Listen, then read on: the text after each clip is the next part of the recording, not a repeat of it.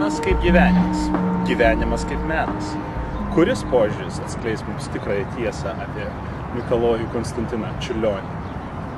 Pasaulis, kuriame jisai gyveno, ir pasaulio vizijas, kurias jisai įkūnijo savo mene, buvo susipynę į vieną vientisą estetinį ir egzistencinį audinį.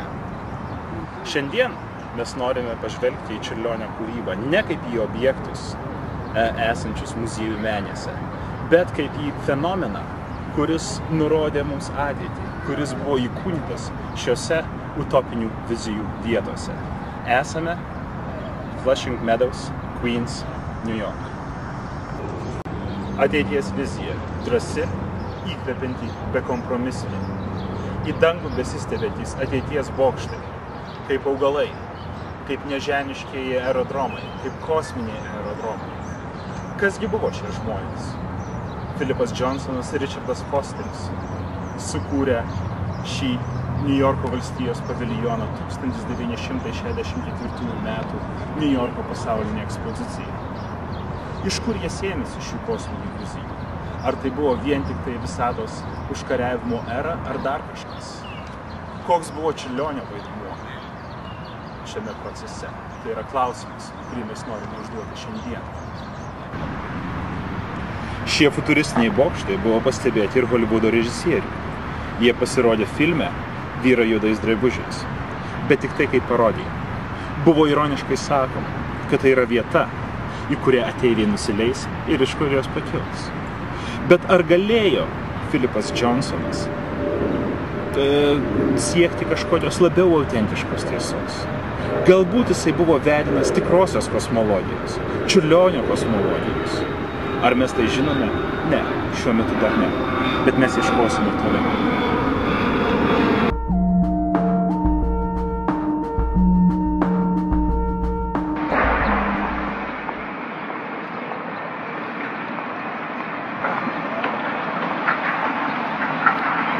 Sveiki dar kartą. Atėjau čia,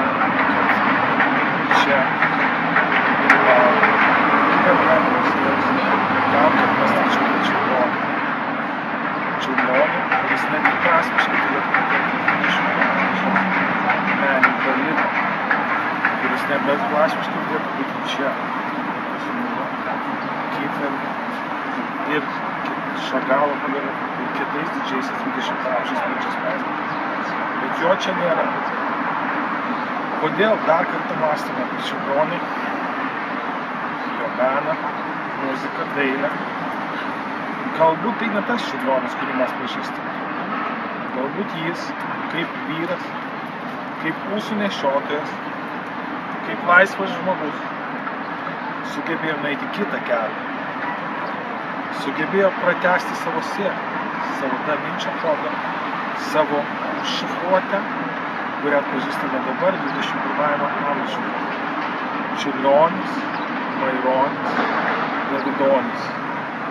Juk jis sugebėjo veikti šitą schemą ir išeiti galbūt nepakliuvo iš metalo, šalčio ir žmoniško susvetimėjimo apologezę. Jūs tik pažiūrėkite, ką mes turime. Toj vietoj, kur turėjo būti Čiurlionis. Jūs tik pasižiūrėkite į šitą šunį, į šitą kelių šunį, kurį aš jums toj pat parodysiu.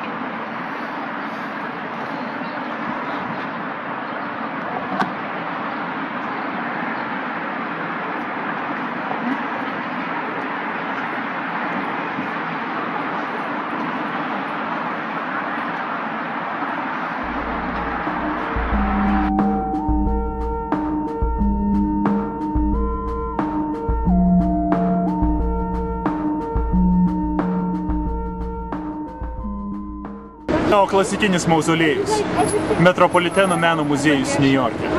Ar tai yra ta vieta, kur mes turėtume ieškoti Čiurlionio ir jo kosmologinių vizijų? Mes jau išnaršėme visas muziejaus menes, koridorius ir netgi užkaborius. Deja, Čiurlionio meno mes čia neradome.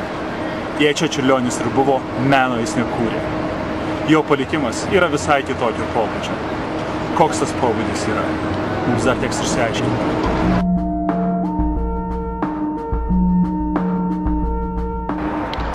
Kaip angelas pasviręs virš miesto, Čiurlionis iš mūsų alsuoja, kuris paliko pėdsaką, pilys išaugo, kuris prisilietė ranka, nauji pasaulį susikūrė.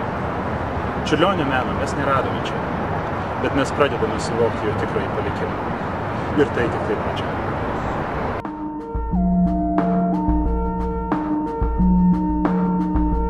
Čiurlionio kodas yra viena iš tokių knygų, kurios perskaičius nenori savo užduoti klausimą.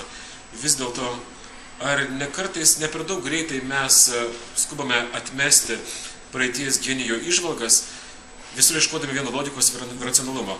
Ir čia labiausiai didžiausia paralelė kuri iškyla po Čiurlionio kodo, tai yra su žymiai Dan Brauno konceptualiu kūriniu Da Vinčio kodas. Nes būtent jis atskleidė be galo svarbius mums dar ir šiandien dalykus apie tai, kad tuos, kuriuos nuo mūsų nuslėpė oficialioji bažnyčia, tuos, kuriuos išsiaiškino didžieji viduramžių ezoterikai ir gnostikai. Čiurlionio epocha ir knyga, kur nagrinėja, ir Čiurlionio kodas, kurią nagrinėja, tuos atradimus yra šiek tiek kitokie. Jie daug yra modernesni, daug labiau susiję su mūsų laikais ir tuo požiūriu galbūt yra atitolę nuo Da Vinčio kodo epochos. Tačiau šias abi knygas sieja vienas labai galo svarbus dalykas, tai yra vėlgi genijaus sugebėjimas peržengti laiką, įžvelgti ateitį, numatyti joje dalykus, kurie įvyks ir po to savo ruožtu viską taip paslėpti, kad praėjus daugelį kartų naujiems provaikaičiams, Čiurlionio provaikaičiams tenka dėti be galo daug pastangų, norint išsiaiškinti, kodėl didysis menininkas būtent ten užkodavo vieną ar kitą ateities pranašystę, kodėl ją buvo taip sunku atrasti, kodėl gausybė pėdsakų yra taip išmėtytų, taip vykusiai sunarplėtų į tokį galvos kvireskinį, kad jam išspręsti reikėjo tokio titaniško darbo, kuris matas yra įdėtas į šitą knygą, kurioje aš suskaičiau berods 580 išnašų į skirtingus autorius ir gausybę bibliografijų, kurie buvo panaudota nagrinėjant, kaip jau sakiau, tuos atradimus, kuriuos Mikalojus Konstantinas padarė